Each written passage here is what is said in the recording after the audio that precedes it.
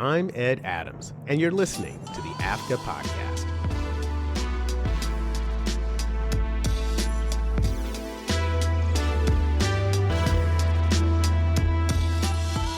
Hey, everybody, and welcome back to Season 4 of the AAFCA Podcast.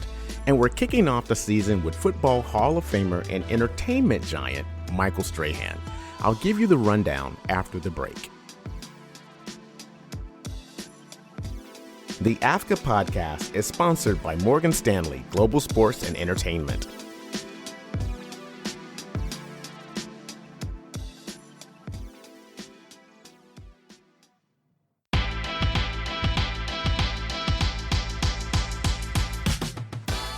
Okay, let's play a round of the $100,000 pyramid.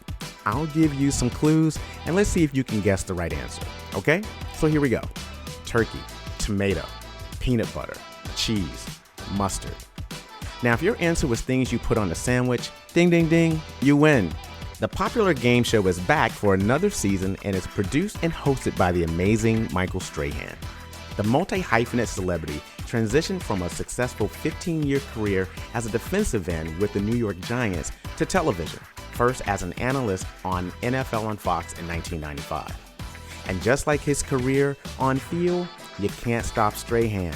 Since retiring from football, the MVP has a ton of credits, almost too many to mention, like co-host of Live with Kelly and Michael, co-star on the amazing comedy series Brothers, producer of the Nickelodeon Kids' Choice Sports Awards, and co-anchor on Good Morning America. Oh, and I'm not done.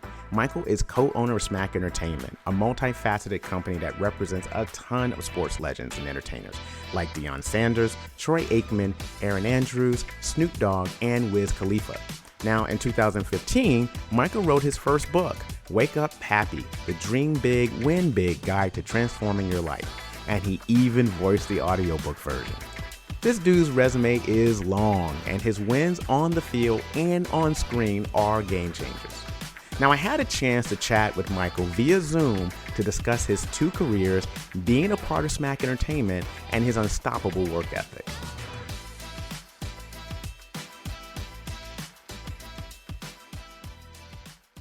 First off, thank you for being a part of the AAFCA Podcast. I'm really glad to see you here and can't wait to kind of dive into some of the things about SMAC Entertainment and other things that you're doing. But my first question to you was, like, you're one of the few notable players in the league that came from an HBCU.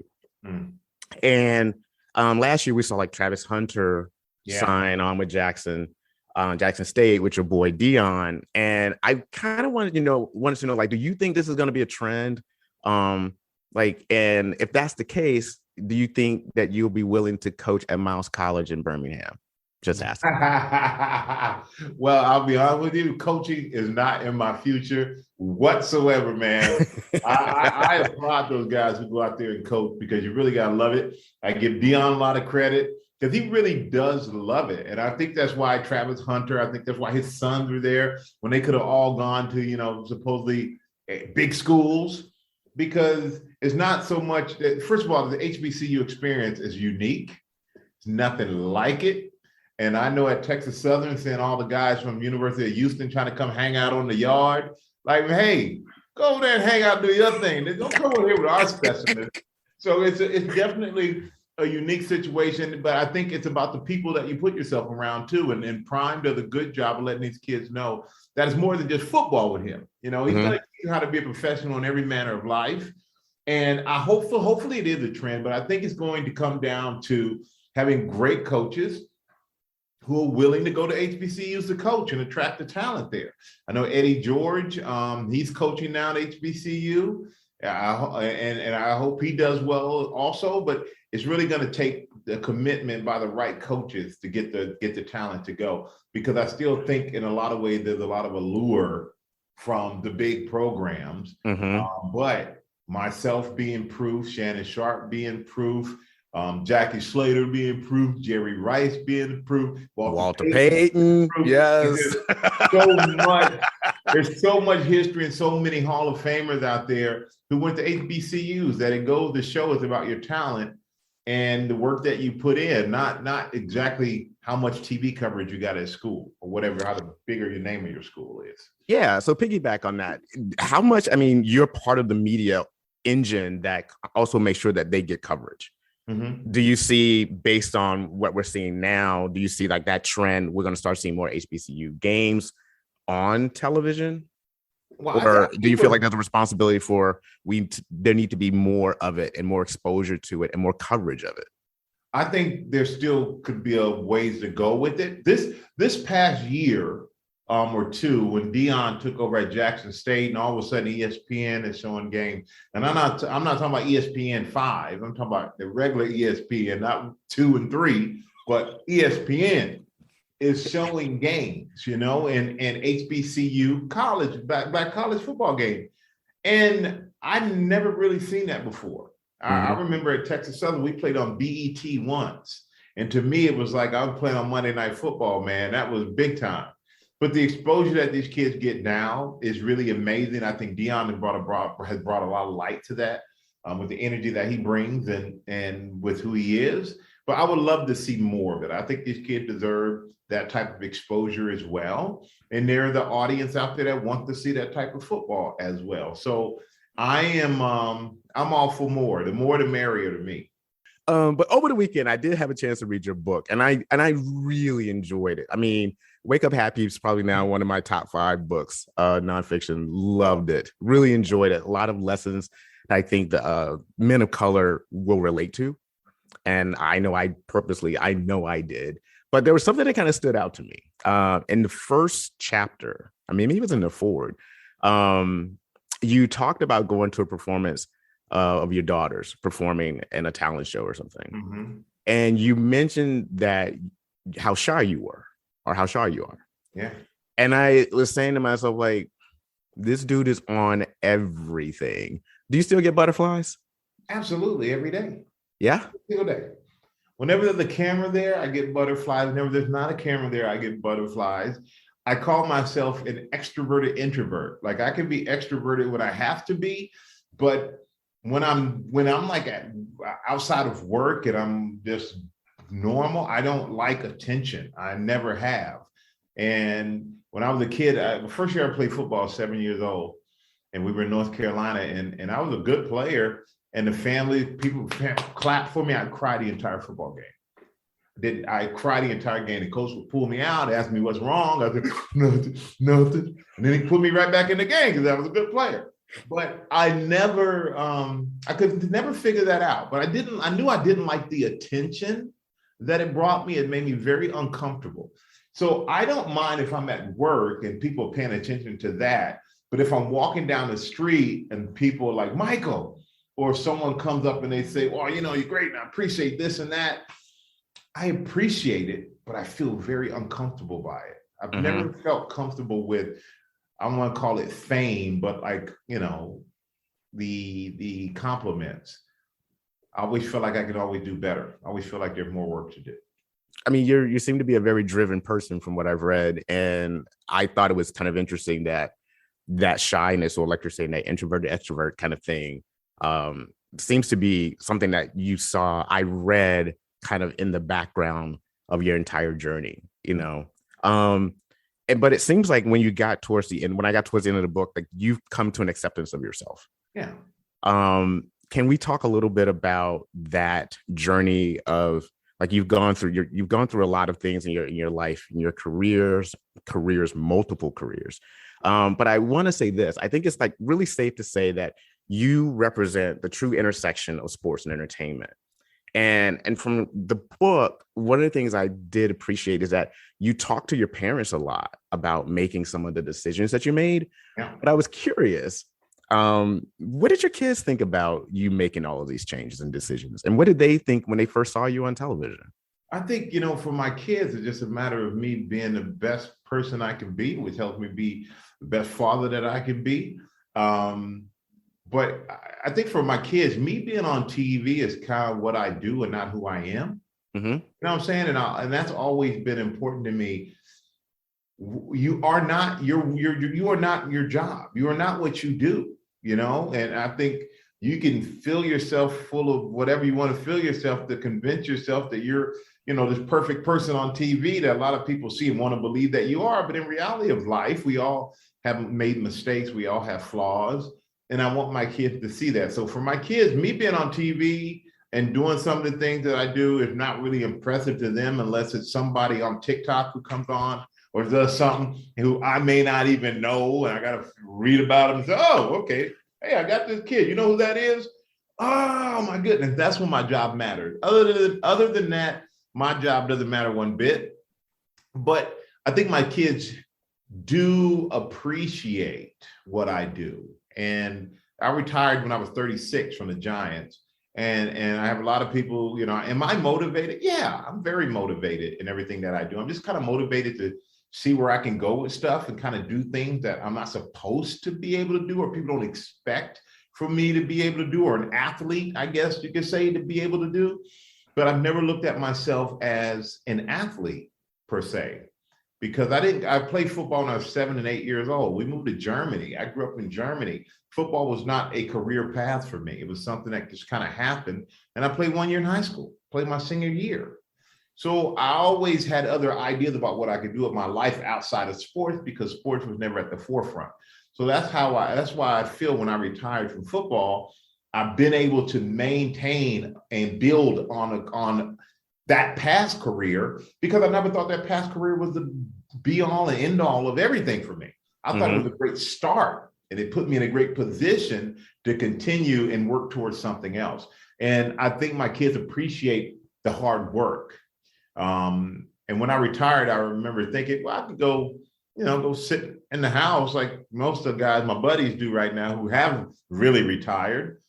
But how could I tell my kids about hard work and really doing all these things? Because my football career is at an end, and they're too young to really remember it and see it. So the only way to show them what hard work is and commitment and dedication is to actually go out there and still do it while they can actually see it for themselves, instead of relying on my words.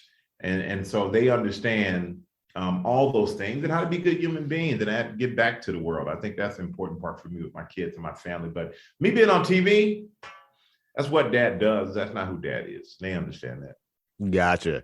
Now, speaking of that, I mean, like, you wear a lot of hats, like you just mentioned. Like, I mean, you're host on Fox, NFL at Fox, Good Morning America. You're hosting $100,000 Pyramid.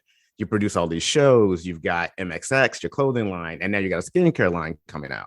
I'm tired, man. You talk all look, that. You realize, look, hold on. I had to drink some water. That was just too much. But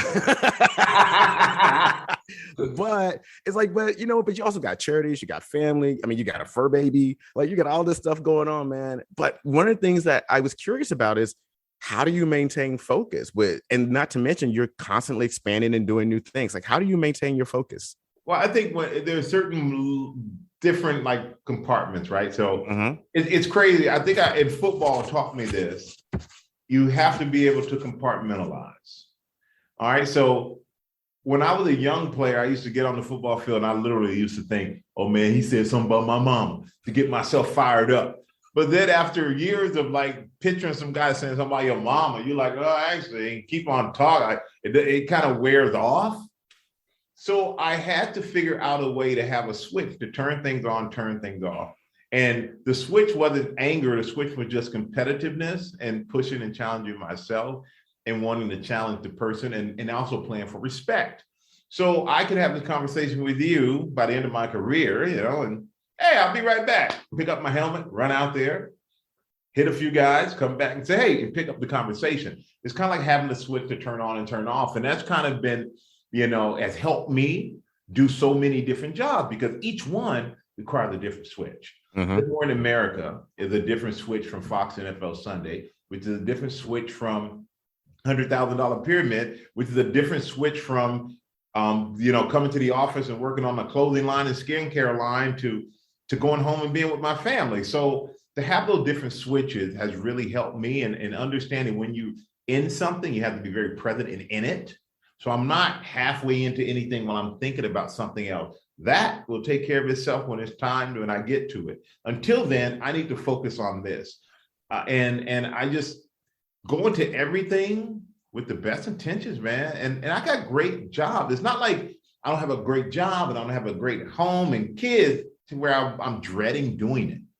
And when you don't dread doing something and you go in thinking that the only thing I can control is my attitude towards life, the day, the next hour, the next minute, that completely transforms everything for me. So that and having a great team, like I got a great team of people around me who really keep me focused and make sure I am where I need to be.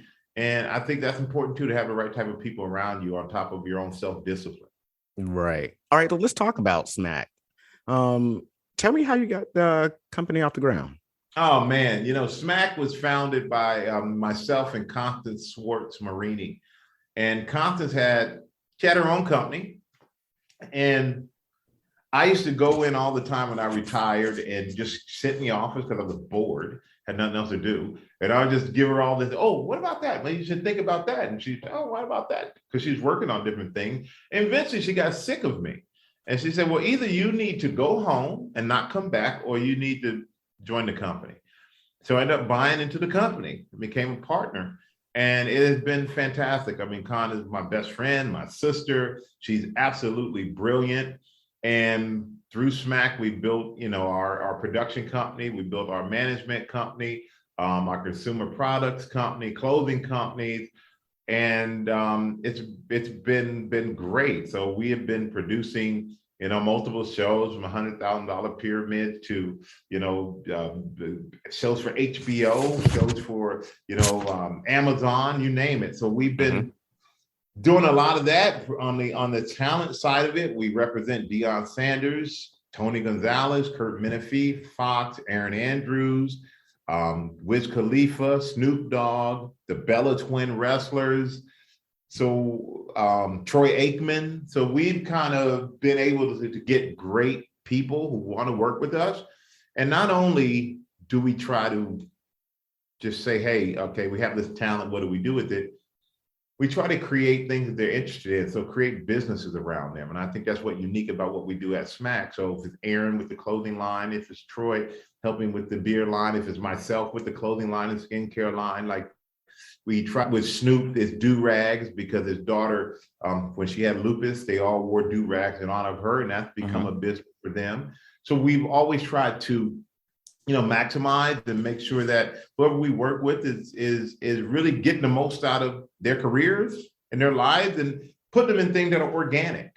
So for me, I don't do anything that isn't real. I don't sell, suits because I don't wear suits. I don't sell athleisure because I don't wear athleisure and work out. Like everything that I do is very organic. And if it's not, then I don't do it, because I think the public is very aware of realness, and they're very aware of when you're just trying to sell them something and when you authentically use it.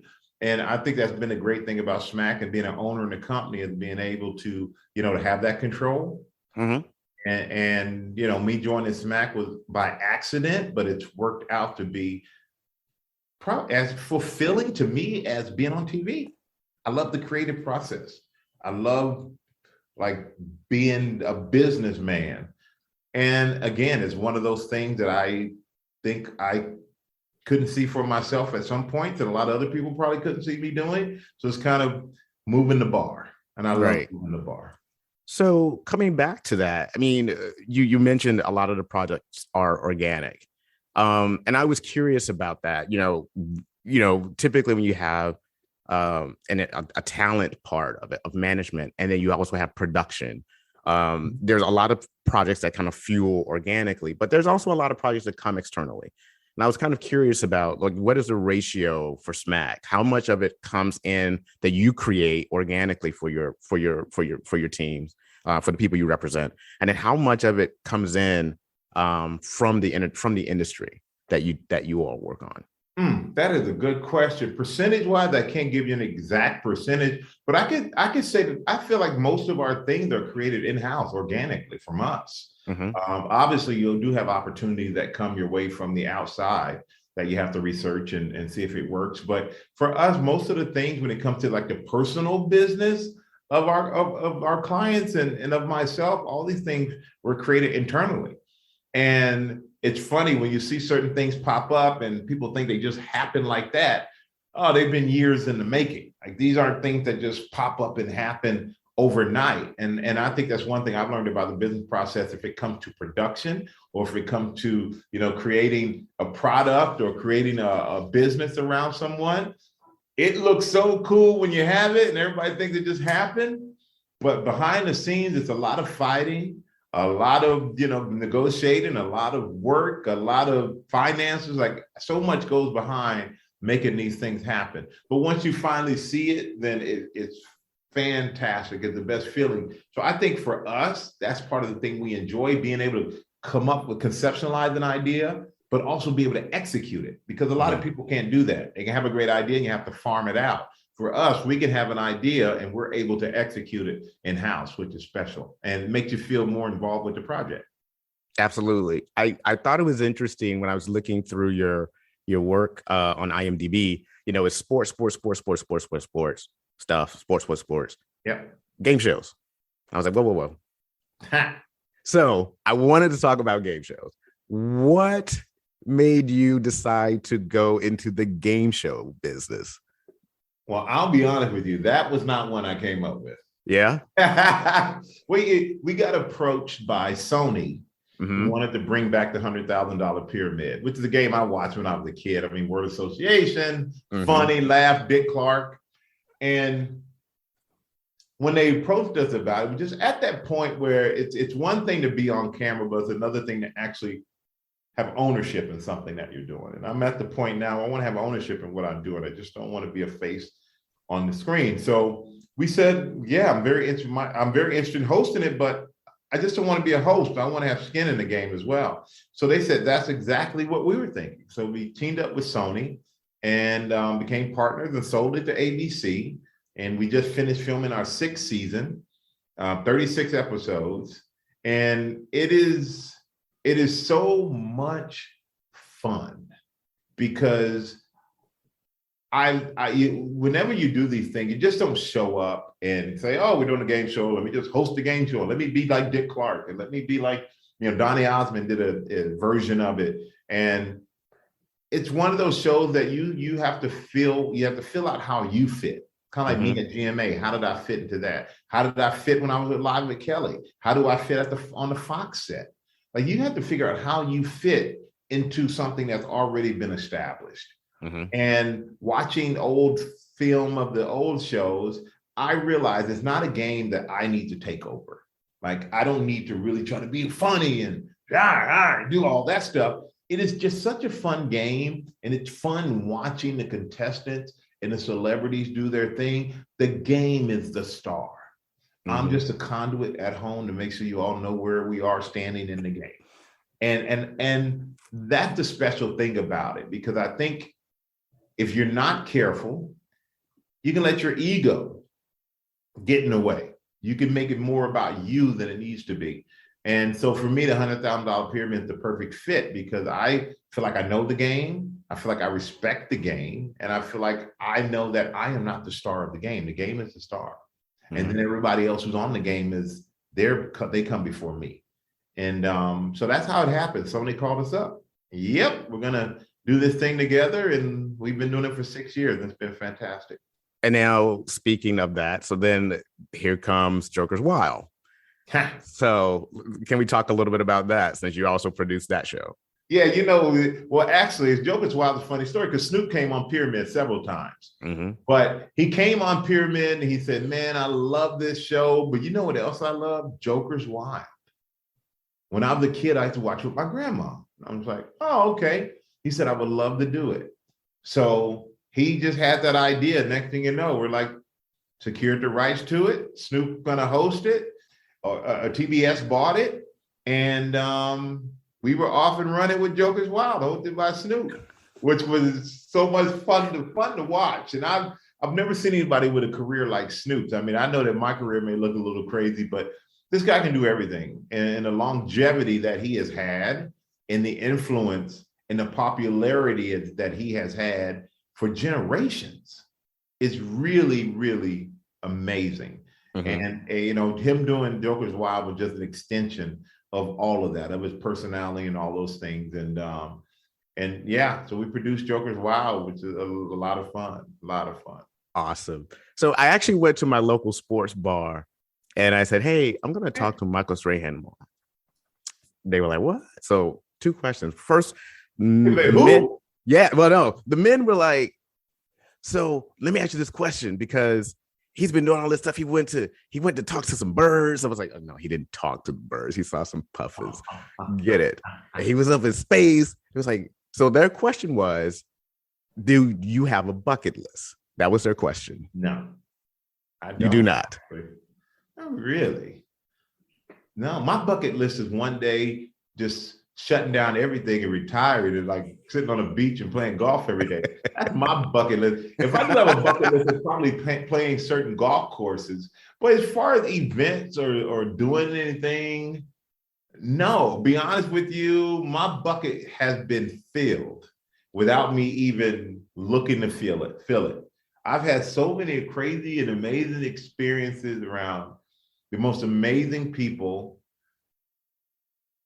and from everyday experiences to, out of this world experiences by going to space, that my bucket definitely is full, man. And I look at my life sometimes like, you can't be kidding me. Like, this, really? I mean, I was a kid growing up in Germany, just, hoping to not have to live with my parents my whole life. And here we go. So I really don't have a bucket list. But it's funny that you said the guys were asking those questions, because usually when I played football and even when I first retired and was doing the show on Fox, it was, all the questions were sports related. Or when I'm walking down the street here in New York City, the guys would be like, hey, Michael, that's the Giants. Yeah, baby. And I'm like, cool. And now those same guys, instead of talking about football, hey, man, I saw that cooking segment that you did. Right. It's like, they don't even think about you playing football anymore. Yeah, and then when they retired my jersey last year, I had some friends of mine who were like, oh, yeah, well, some people come up to me and they're like, yeah, we were at the stadium. And my wife was like, why is Michael Strahan here talking like with football? I would usually, not usually, but I think at some point I would have been like, what's up? What do you like? But now I look at it as an incredible compliment, because I'm kind of, you talk about transitioning, completely transitioned out of one thing into another. And a lot of people had no idea that I did the other thing, which goes to show that it's completely been moved on from. And not that I'm not appreciative or gracious for football, because I'll never move on from that. And I'm sure a lot of other people won't. And I'm grateful for it, because I wouldn't be here without it. But it's also nice to know that the next generation doesn't have to lean on that in order to find me, I guess. Right. And so the women wanted to know, how do you stay so humble? I got a mama that'll whip my butt if I'm not. I'm plain and simple. I got a black mama, man. You know that. I get you. I get you. You know what? But I don't know. My parents were always. My dad was a major in the Army, but whenever he would bring more people over to the house, man, privates and anybody, people lower rank, higher rank, he treat everybody like an incredible human being, like we all should treat people. And I've always had the realization that as quick as you can get it, the quicker it could go. And you don't take it for granted. You don't think that you've made it and you're better than, or you deserve more. You get what you earn. You treat people with respect, and you just hope that they treat you back that way. And that's just that's just how I've always been. I always want people to have a good time. Like, being humble to me is not throwing your success in somebody's face. It's literally when you see somebody and they say hello, you say hello back.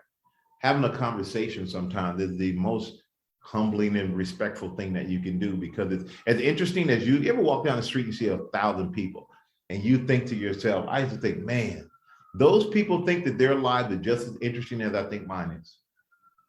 We're all the same. We all think that we got so much going on. And that's just being human. So to think that what I got going on is so much more important than what somebody else has going on in their life, that would be very arrogant of me. And I never look at it like that. I always, kind of wake up, be myself, have the right attitude, treat people the right way, smile, and make it through the day and do it again the next. Awesome. I love it. I know we're getting short on time, but I did want to ask this question.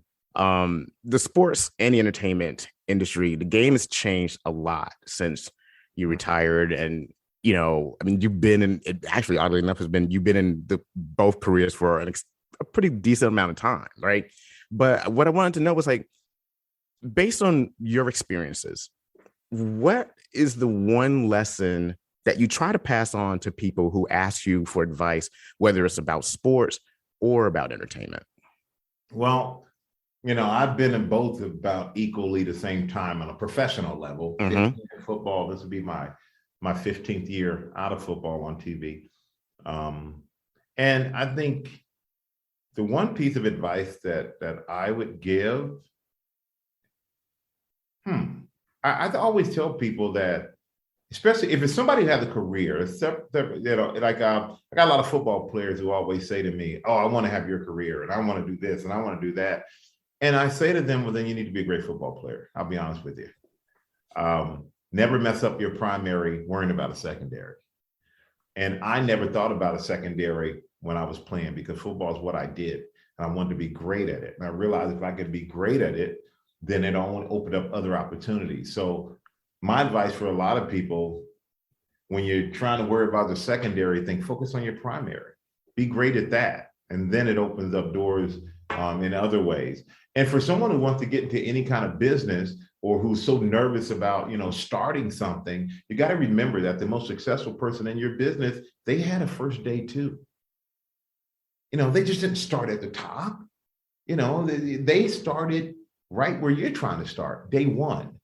And you have to see where you want to go, and then avoid and just weave your way to where you want to be. And I just think that make the right decisions. If you have your focus on the right things, as far as getting to a certain point in a career that you want to get to, you'll get there. Because you really everybody, I learned in football, everybody's just as talented. It was all about guys who are really committed to making that journey to try to be the best at what they're going to be and be a Hall of Famer or whatever it was. And life is the same way. Visualize it. I'm a big person about visualizing and thinking positive, and just working your way to whatever you're visualizing your goal to be. Got it. All right. Last question. Read your playlist in the back of your book. No Janet Jackson. Oh, none. Don't hurt me with that. I mean, I didn't go that deep. I only had so much I can put in there, man. I'm like, did she get cut? Come on, I know Janet Jackson. I love Janet. I was like, Janet. I was looking at this list, man. Penny from Good Times, man. You don't know nothing about that. You too young. Come on, Janet. I'm like, you cut it off at number 44, Michael Jackson. I was like, hold on. Let me go on this. I messed up. I love Janet. Man, Janet is a legend, and we all know it. No disrespect, Janet. Love you. No disrespect. Yeah, man. But thank you so much for this opportunity. This has been fun. I really enjoyed talking with you. Your book really is transformative. I really appreciated the book and you being so open about your life in it. So I think I shared it with my friends. I told them, you got to read this book. I appreciate it, man. Thank you. Yeah, absolutely. And you make sure you don't, when you're playing, cards with your mom, you're supposed to let her win. And no, you're not. Let me tell you right. My mom, like I said, I got a black mom, okay? She taught just as much smack. I just had up against the ropes. So when you got her up against the ropes, you got to let her have it. Because she actually, I don't know if we put it up, but she came back and beat me in that game. Oh, she did? Yeah, she did. See, yo, you didn't post that. You didn't put that up there. On purpose. But yeah, my mama, she never, when I was a kid, we used to play cards. They just put me there and I'd be holding my cards and I'm wondering why I could never win. Because we had one of those cabinets in the back of all the dishes. And they had a mirror in it. So they can look at that mirror and see all my cards, man. So don't be feeling bad for my mama. My mama's brothers and sisters cheating. Now, do you know how to bid? Because y'all playing spades, bid whiz? Yeah, we do everything. Okay. Rummy, spades, phase 10, Uno. That was our activity. Sit around, man, and play cards. And it really is bonding, though. And yeah. Now with your kids, everybody got their phones and their friends and FaceTime, the TikToks, and I love when I go to Houston to see my mom. She knows what's coming. Get those cards out. The second we clear that food, get the cards out. We got to get into it. I love it. Yeah, my family did the same thing. Like the best bonding moment is around a deck of cards. Yeah. Or Monopoly.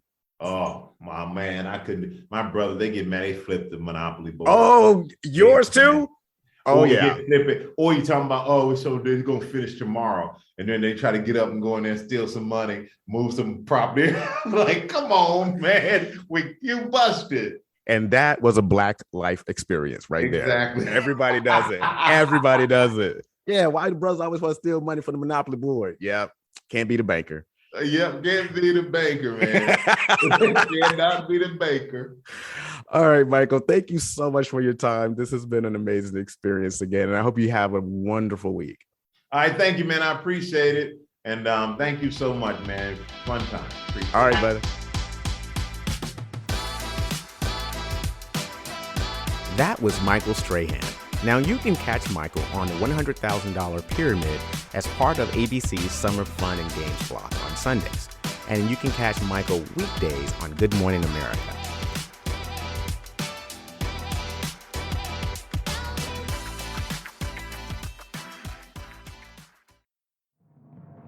And that's our show. A big thanks to Michael Strahan and his team for making this interview happen. Now, did you know that AAFCA produces a ton of original content, like the AAFCA Roundtables, AAFCA Spotlights, and our annual award shows? Now, you can find all this content by heading over to YouTube and subscribing to the AAFCA channel. And until next time, everybody, keep your head up.